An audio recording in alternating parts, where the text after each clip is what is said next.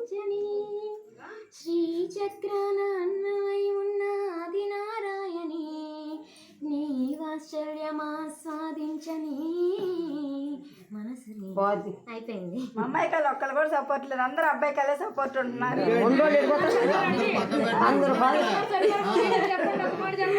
మా అమ్మాయి కళ్ళు ఎవరు సపోర్ట్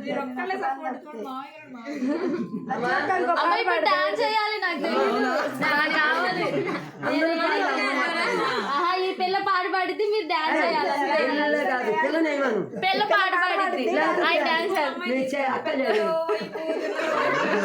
నేనున్నాగా అసలు డాన్స్ చేయాలి. ఒక్క స్టెప్ అయినా వేయాలి.